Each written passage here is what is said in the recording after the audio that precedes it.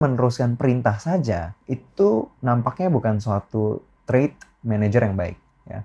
Jadi kalau kita merupakan manajer yang baik, itu harus selalu paham objektifnya apa dari atasan. Komunikasi dengan data itu selalu lebih powerful. Tapi ada saatnya di mana diskusi atau menyampaikan masukan itu tidak harus selalu dengan data. Oke, teman-teman, selamat datang di sesi tanya jawab bersama Igan, di mana gue akan bahas soal pertanyaan-pertanyaan terkait dengan manajerial. Jadi kalau kalian karyawan atau kalian manajer atau business owner, kalian boleh kirim pertanyaan-pertanyaan. Nah, pertanyaan-pertanyaan kayak gini dirangkum dari DM ataupun komen dan akan gue jawab berdasarkan pengalaman gue menjadi seorang konsultan manajemen. Oke, kalau gitu hari ini kita mulai. Pertanyaan yang pertama apa? Pertanyaan pertama ya. Oke. Misalnya nih, bos kan kalau ngasih kerjaan maunya serba cepat. Ya. Tapi di sisi lain, tim mau instruksinya yang lebih jelas. Oke. Gimana caranya nge-bridging itu tanpa bikin dua-duanya sebel? Oke, jadi bos pengennya kerjaan cepat, tapi tim butuh instruksi yang jelas.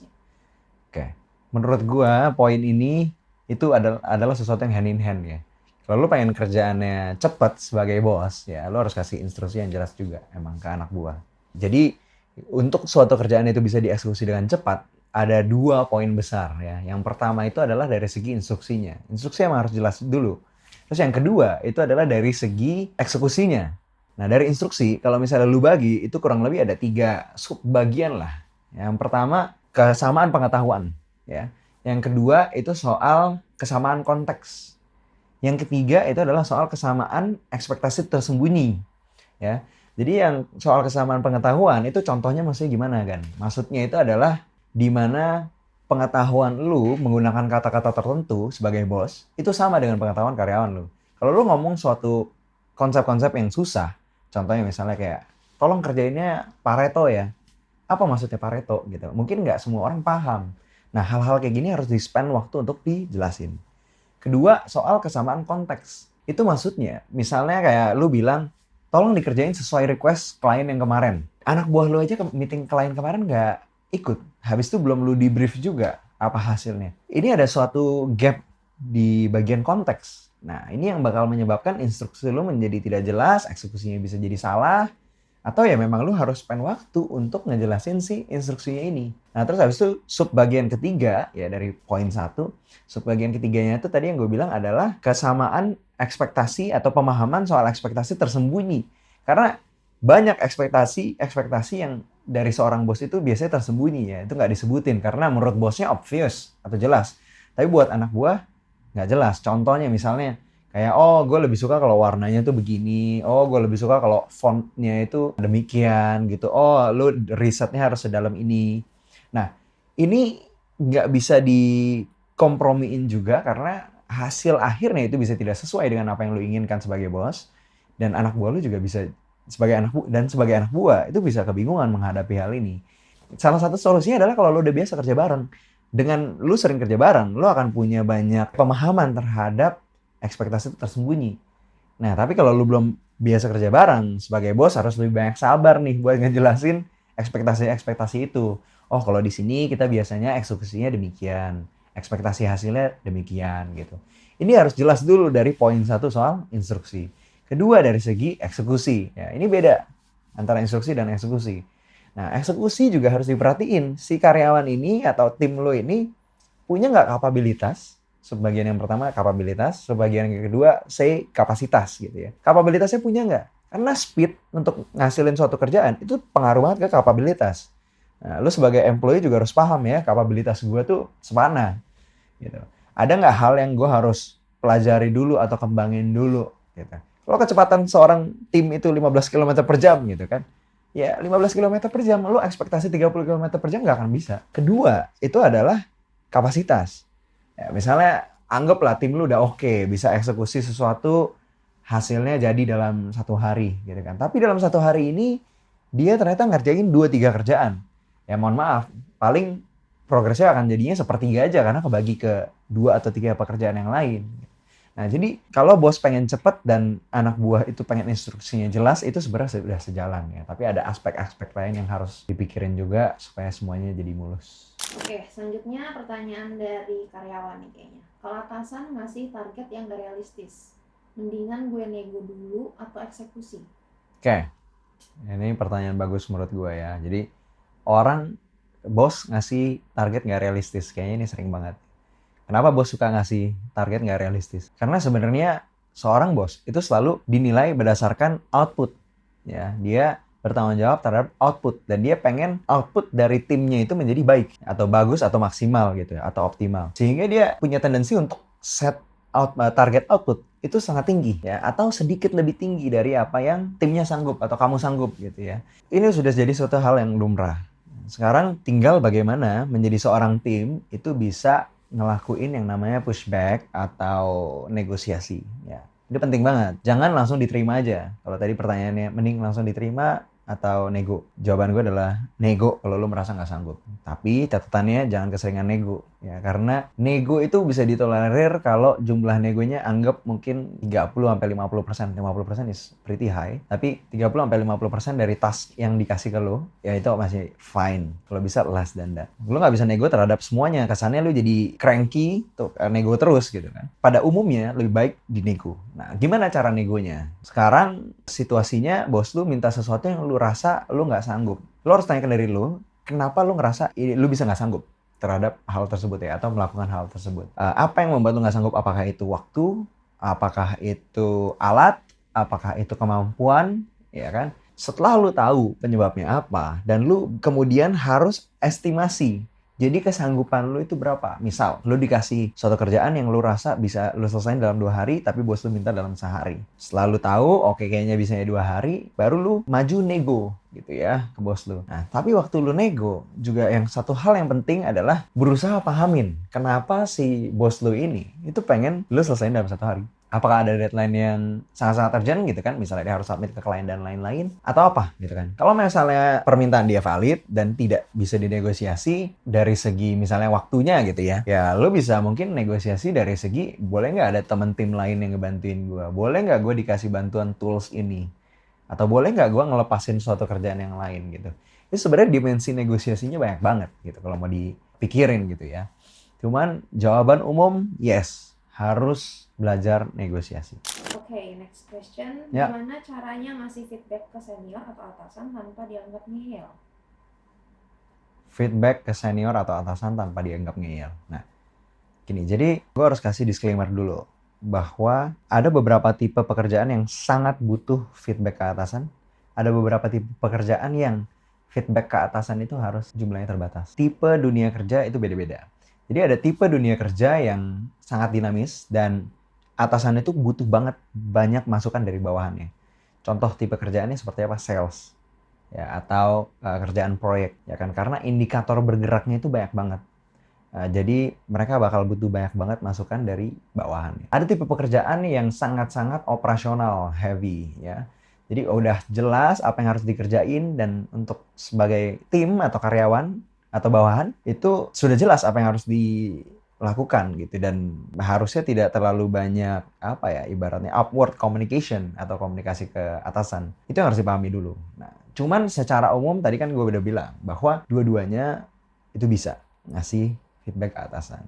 Tapi dari segi yang operasional lebih sedikit. Kalau kalian ada di industri yang lebih dinamis, kayak yang tadi gue bilang, antara itu proyek, industri kreatif, atau industri sales, ya, ngasih feedback ke atasan itu sangat-sangat baik. Jadi cara untuk ngasih feedback ke atasan dengan baik supaya lo nggak dianggap ngeyel atau ngebantah gitu ya, lo harus perhatiin dulu dari sudut pandang si bos lo gitu loh. Kayak di saat lo mau ngasih suatu feedback, misalnya lo anggap kayak bos lo orangnya nyebelin, suka terlalu terburu-buru atau suka terlalu tegang atau suka terlalu ngasih ekspektasi ketinggian. Lo harus pahami dulu dari sudut pandang dia gitu. Kenapa dia melakukan hal-hal tersebut? Supaya apa?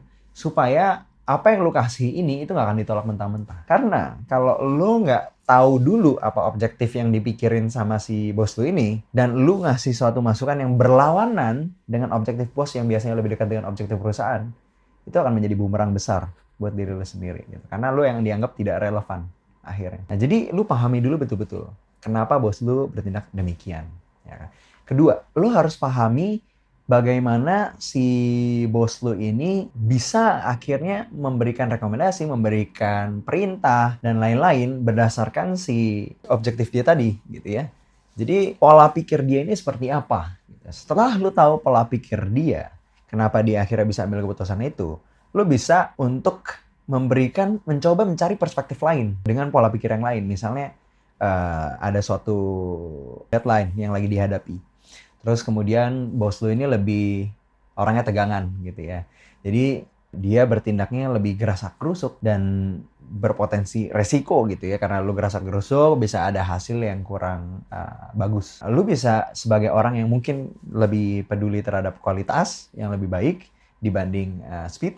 Lu bisa bilang gitu, lu bisa kasih spot bahwa objektifnya betul ngejar deadline. Tapi juga selain itu kan kalau untuk klien, objektifnya selalu memberikan yang terbaik. Kita bisa kasih perspektif bahwa oke, cepat itu penting, aku pun setuju. Tapi ini ada 1, 2, 3, 4 poin, ya coba kasih contoh yang konkret yang bisa beresiko kalau misalnya dilakukannya dengan gerasak-gerusuk misalnya gitu. Ya. Jadi tadi yang pertama pahami dulu objektif, kedua pola pikir gitu. Dan di saat kita mau ngasih feedback ya, itu selalu kasih contoh yang konkret. Jadi kita nggak kesannya ngada-ngada. 3, baru deh gitu teman-teman bisa berusaha ngasih solusi, pikirin cara menyampaikannya gimana, ataupun juga situasinya. Jadi jangan pas bos lagi stres banget terus teman-teman langsung ngasih feedback gitu, itu malah ngasih double pressure gitu. Bisa cari situasi yang lebih tenang di saat teman-teman lagi ngopi atau project deadline-nya udah lewat, jadi nanti feedback lebih ke next project dan lain-lain. Gitu. Oke, nextnya nih pertanyaan dari para manajer kayaknya. Oke. Gue one-on-one meeting sama anak tim itu tiap bulan. Topik apa aja sih yang wajib dibahas biar nggak cuma kayak on-on-one formalitas aja? Oke. Jadi sebenarnya untuk one-on-one meeting itu sangat mudah untuk jatuh jadi suatu formalitas ya. Apalagi udah terjadi berulang-ulang. Nah, yang pertama perlu dipikirin itu di one-on-one meeting itu adalah terkait dengan perkembangan SDM sebenarnya. Jadi maksudnya SDM di sini adalah untuk si timnya ya, atau untuk juga bisa sih manajernya gitu, atau untuk kalian gitu para manajer. Timnya ini kalian harus coba gali di dalam one on one itu mereka mau berkembang ke arah mana, apa yang sedang terjadi dengan hidup mereka atau dalam karir mereka, supaya pekerjaan ini gitu kan, atau pekerjaan yang lo kasih gitu sebagai manajer itu bisa tetap relevan gitu dengan kondisi dari si tim tersebut. Nah, itu poin yang pertama. Poin yang kedua itu adalah terkait dengan secara umum cara kerja. Gitu ya, cara kerja antara kalian manajer dengan tim gitu ya. Apakah ada cara kerja yang bisa diimprove menjadi lebih baik? Apakah ada cara kerja yang sudah baik dan harus dipertahankan ya kan, atau ada cara kerja yang bahkan harus diganti total gitu kan? Mungkin cara pemberian instruksi, cara pemberian revisi, atau juga cara untuk berdinamika dalam kerja sehari-hari itu harus dibahas ya, dari 3 bucket tadi, apa yang harus diperbaiki, dipertahankan atau diganti. Terus kemudian poin ketiga itu yang tadi gue bilang di awal, bahwa harus juga dipakai untuk pengembangan diri kalian sebagai para manajer. Cari tahu kira-kira apa pendapat mereka tentang kalian. Ya, apakah kalian para manajer harus mengubah pendekatan gitu kan, sebelum akhirnya masalahnya bisa menjadi lebih besar ya. Jadi bisa juga diminta ke tim kalian untuk bagi aja kalau misalnya ada sesuatu yang kalian sebagai manajer bisa perbaiki ya. Jadi itulah tempat untuk menampung segala aspirasi, sehingga suatu one on one itu jangan menjadi suatu hanya sesuatu yang dilakukan secara reguler tapi formalitas saja ya. Karena one on one justru bread and butter-nya dari hubungan relasi suatu tim dengan manajernya. Manajer itu tugasnya nyampein suara dari tim dia ke bos atasannya, atau cuman jadi tukang penerus perintah dari bosnya si manajer ke bawah ke timnya. Oke, good point. Tugas manajer sebenarnya secara umum adalah memanage suatu kegiatan bisnis. Ada yang kegiatan bisnisnya operasional, ada yang kegiatan bisnisnya mungkin pemasaran, ya, dan lain-lain. Dalam kondisi memanage suatu aktivitas bisnis, itu sebenarnya multidimensi. Ada banyak hal yang harus diperhatikan. Makanya sebenarnya teman-teman penting juga untuk setup matrix yang perlu diperhatikan untuk menjaga setiap dimensinya ini tetap dalam kondisi yang prima. Ya, tapi gue nggak akan bahas soal setup matrix, itu mungkin topik untuk lain hal lah ya. Nah, dalam soal meneruskan perintah atau juga menyampaikan ke atasan gitu, dari bawahan ke atasan, singkatnya adalah dua-duanya. Karena untuk menjaga multidimensi ini menjadi baik atau optimal atau prima, itu nggak cuma soal bagaimana meneruskan perintah dari atasan. Bahkan meneruskan perintah saja itu nampaknya bukan suatu trait manajer yang baik. Ya. Jadi kalau kita merupakan manajer yang baik, itu harus selalu paham objektifnya apa dari atasannya. Anggap ini kita bikin diagram simpel direktur, manajer, staff gitu ya. Jadi manajer ini harus paham objektif dari direktur, bukan hanya sekedar kalian disuruh A, ya udah kalau gitu gue suruh staffnya A juga gitu. Yang kalian harus paham adalah kenapa direktur itu nyuruh A, objektifnya apa. Gitu. Itu yang harus dipahami terlebih dahulu. Sehingga bahkan dari komunikasi antara direktur ke manajer, itu sudah harus ada feedbacknya, seperti klarifikasi soal objektif atau mungkin bisa ngasih saran solusi yang kemungkinan lebih baik gitu deh. Karena direktur itu sibuk sekali, jadi kayak mereka sering nggak banyak waktu untuk berpikir. Di saat mereka nyuruh A, bukan kadang-kadang berarti kerjakan exactly A, tapi mereka itu sebenarnya punya pain point atau punya objektif yang ingin dicapai atau pain point yang ingin diperbaiki. Jadi pahami dulu objektifnya. Jadi jangan turun habis dikasih perintah A terus langsung diturunin. Itu juga udah ada feedback dari antara manajer ke direktur. Nah, dari staff ke manajer dan ke direktur sama juga. Tadi misalnya kalau kita bahas di yang topik soal one on one gitu, kalau teman-teman yang belum nonton ya mundur lagi gitu kan, tadi yang soal one on one, di mana one on one itu ada baiknya staff itu memberi feedback juga ke manajer. Tapi jangan manajer langsung terusin feedbacknya ke direktur gitu. Jadi harus manajer ini berpikir juga, mengklarifikasi juga apa sekiranya pain point dari si staff. Ada nggak yang perlu dieskalasi ke direktur? Misalnya sifatnya sistemik secara perusahaan lebih besar. Ya itu juga baik disampaikan ke direktur. Tapi jangan cuma disampaikan, tapi dibalut menjadi suatu solusi. Ya kan, menjadi saran. Pak Direktur atau Ibu Direktur, mungkin ada hal tertentu yang mesti dieksekusi. Karena saya dengar dari karyawan atau dari tim-tim ada masukan hal ini. Gitu. Nah, jadi jangan hanya menjadi penerus baik dari atas ke bawah ataupun dari bawah ke atas. Tapi memang betul kalau pertanyaannya tadi, perlu nggak nyampein dari bawah juga? Perlu juga nyampein dari bawah. Tapi jangan hanya jadi messenger. Ya. Harus menjadi seseorang yang bisa memanage. Artinya adalah menangkap suatu indikator atau suatu objektif, berpikir untuk bawa suatu hal itu menjadi hal yang lebih maju atau bersifat solusi atau solutif, dan baru dikomunikasikan agar bisa bergerak ke arah yang lebih baik. Pertanyaan terakhir nih. Apakah komunikasi ke bos itu harus selalu pakai data atau pakai opini yang kuat itu cukup? Oke. Komunikasi ke bos harus pakai data atau opini yang kuat aja cukup. Untuk poin ini sebenarnya dua-duanya valid ya. Jadi gue udah ngerjain banyak banget project, dan project-project ini tuh selalu butuh komunikasi yang intens antara gue dengan manajer atau gue dengan tim gitu ya. Komunikasi dengan data itu selalu lebih powerful, lebih sulit untuk dipatahkan atau juga lebih menjadi fondasi yang kuat untuk mendukung suatu diskusi yang lebih dalam. Kalau datanya itu jelas, lengkap, akurat gitu ya. Jadi dengan data itu sangat-sangat baik. Tapi ada saatnya di mana diskusi atau menyampaikan masukan itu tidak harus selalu dengan data. Contohnya, misalnya di saat data itu untuk dikolek butuh waktu yang panjang. Atau misalnya di saat data itu tidak available, ya tidak mungkin untuk di capture ya, untuk ya mirip dengan yang tadi ya, butuh waktu, tapi ini mungkin waktu yang jauh lebih panjang lagi. Kondisi-kondisi ini sebenarnya mengizinkan untuk seseorang itu menyampaikan dengan opini yang kuat. Nah, opini yang kuat ini juga sesuatu yang tricky tapi teman-teman ya. Opini yang kuat itu bukan berarti di sini opini yang disampaikan dengan ngotot atau keras kepala. Opini yang kuat itu adalah sebuah hipotesis. Jadi nggak bisa di ngototin, ya. Kalian nggak boleh ngotot dengan hipotesis. Kalau teman-teman tahu, hipotesis dalam scientific itu adalah suatu pernyataan yang belum di proof, ya kan, atau belum ada evidence-nya. Jadi teman-teman bisa menyampaikan ke bos kalian atau ke tim gitu ya, bahwa saat ini saya punya hipotesis A. Ya, hipotesis itu adalah educated guess. Jadi kalian juga harus punya sedikit indikator. Kenapa bisa menyatakan hipotesis A? Oh, karena saya tadi lihat.